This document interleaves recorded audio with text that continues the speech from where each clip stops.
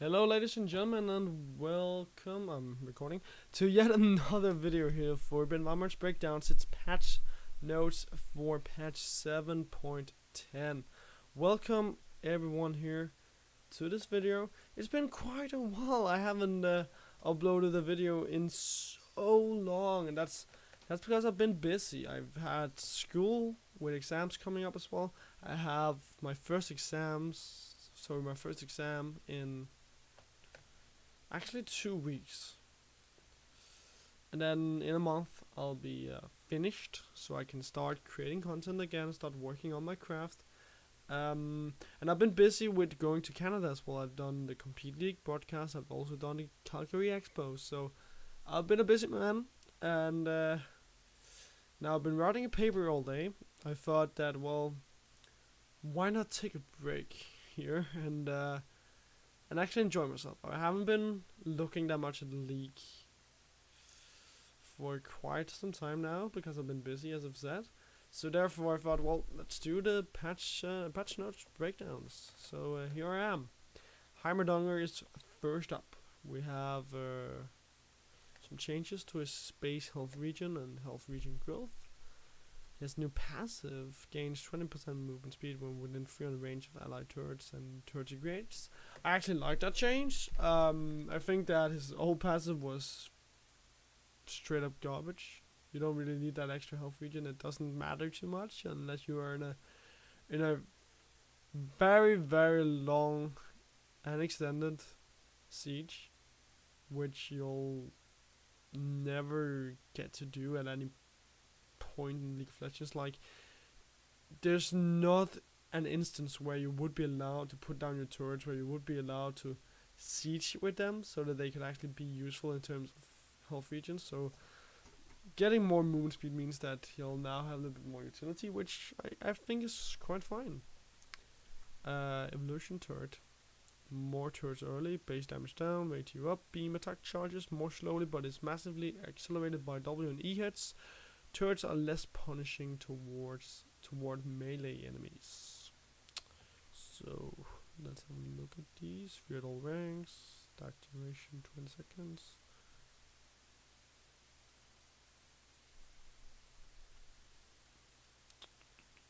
So with some of these changes, I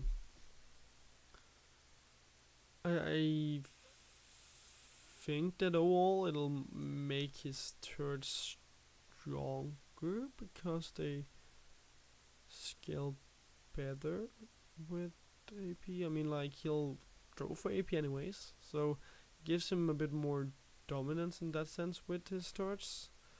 I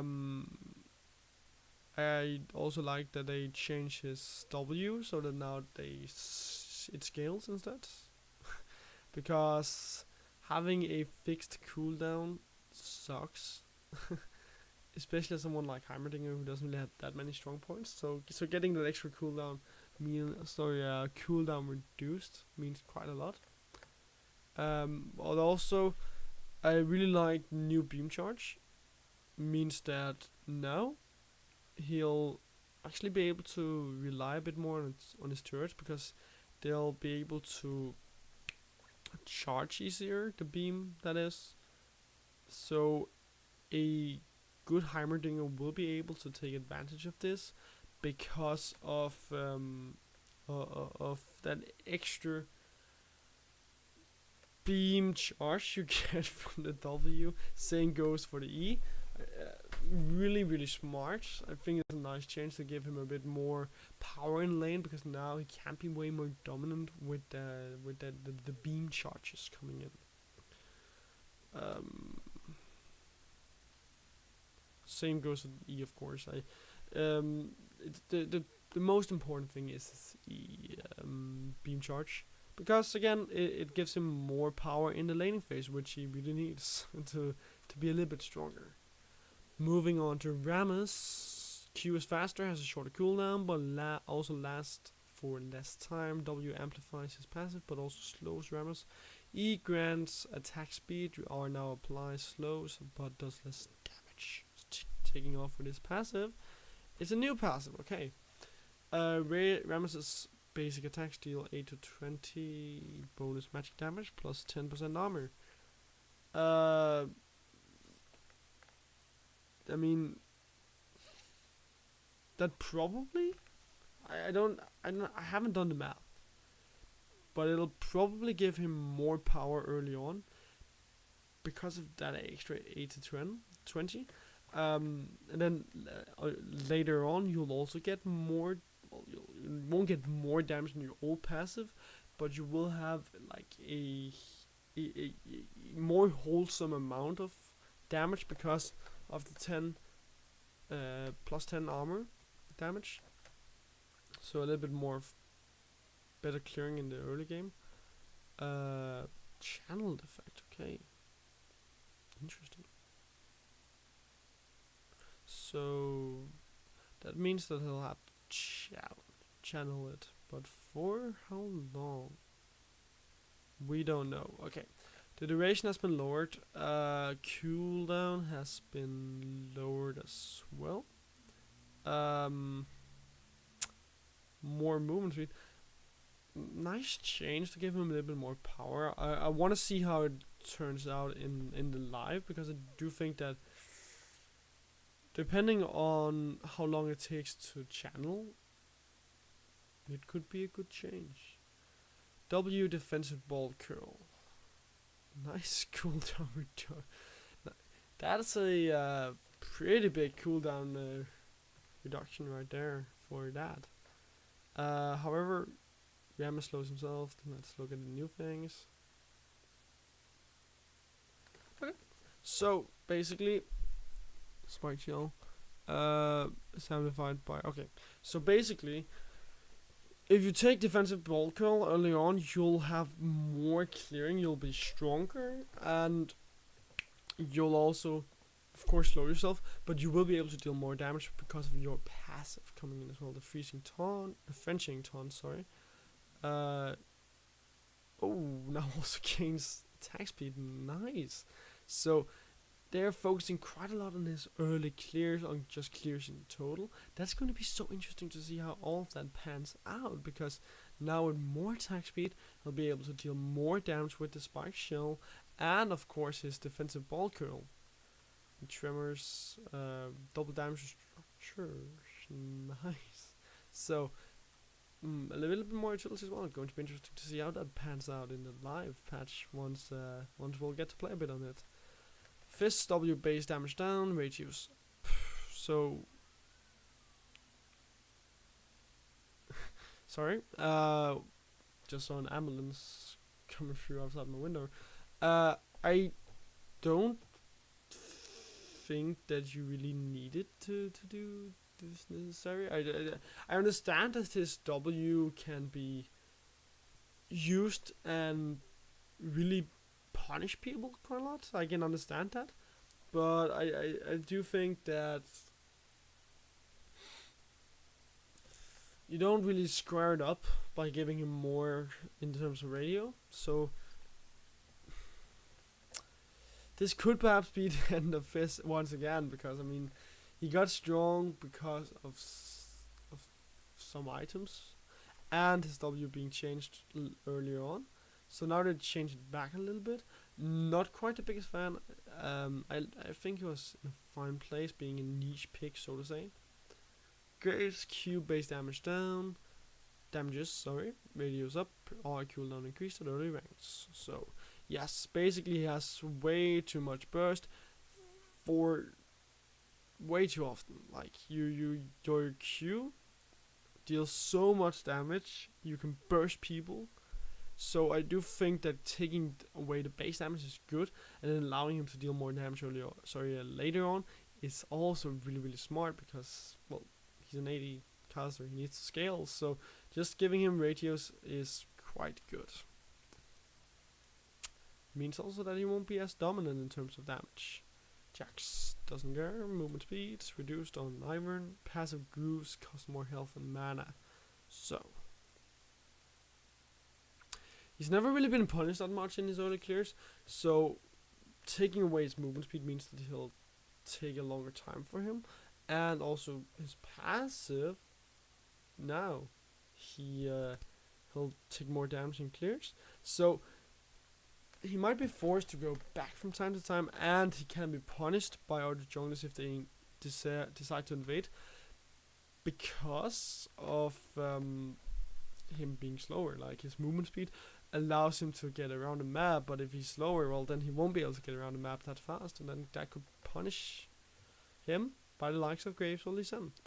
Lee Sin, movement speed reduced or cooldown increased. Utility taken away from Lee Sin, who has a shitload of utility. Good change. Lulu, base health reduced. E-shield strength reduced as well. So, I don't think that you need to reduce her health necessary, but I do think that her shield was too strong. Overall, just her utility was pretty strong. So, if I do agree with these changes. However, I think the biggest problem obviously is the attack speed from her picks, helm picks. However, it's a good way to change it so that you won't get that much out of the attack speed, because if you're dying earlier on because of there not being a shield to help you. Maokai. Q mana and cooldown down, Q knockback distance slightly increased, and E damage reduced. So, no longer procs against structures, fair enough. Guess you can't really slap stones as they write down in the patch notes. Sorry, as they wrote. So, a fixed mana point for the Q. Fine enough. Cooldown slightly increased. Not too much changed for Maokai. Basically, just a few fixes to his strength. I do like the change to the sapling toss. I haven't seen a lot of it, but the few times I've seen it, it kinda seemed a little bit strong, because of the extra damage it does. But then again, he needs to have some form of like fighting back, so you can't take all away from his sapling toss. Q cast range increased, W damage increased at later ranks, E shield decreased at later ranks. So his Q needed that extra range, because I always saw people having a hard time hitting it. So I do think that giving it a little bit more of an extra range means that he can get a bit more power in the laning phase. Don't exactly think you need to give him more base damage. Perhaps just buff his utility in some sense. Obviously, you can screw up and buff him too much in terms of utility, but he's not there to deal damage. He's there to bring the utility. So I would rather see you go for the utility side of it. So his E shield, yeah, okay.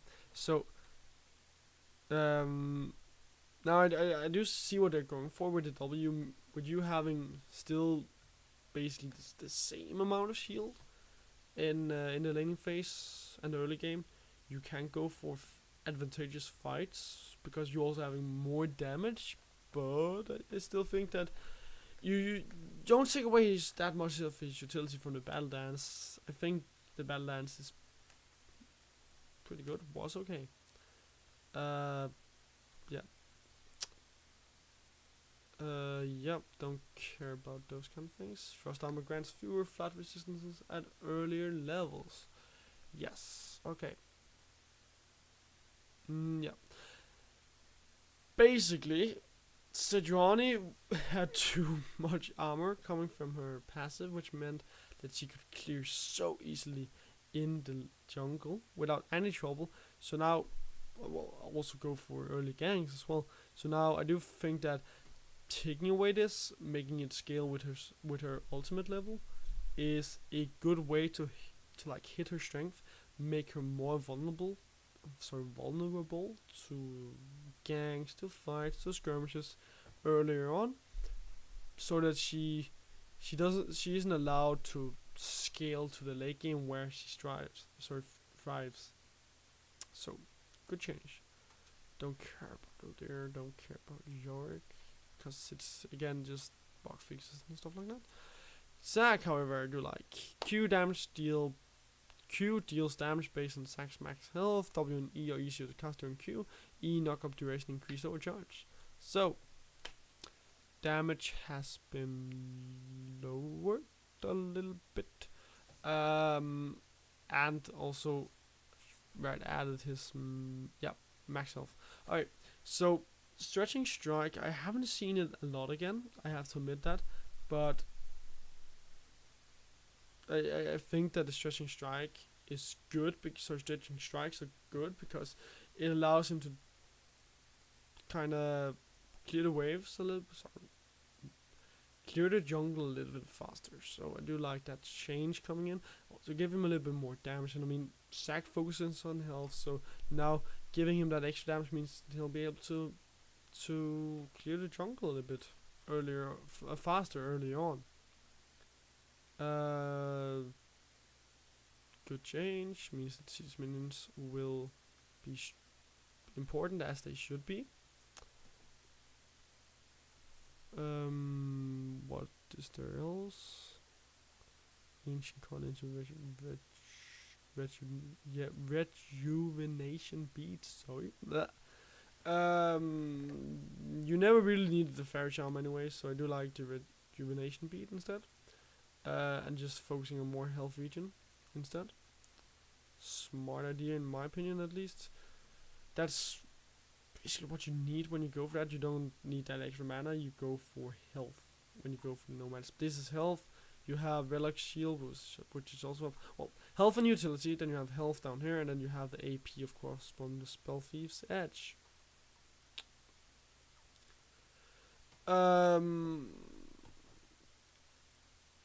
The Spirit Visage has been such a problematic item for so long because it's been the go-to MR item for so many top lane tanks, even if they didn't have, let's say, a Zack passive or Maokai passive.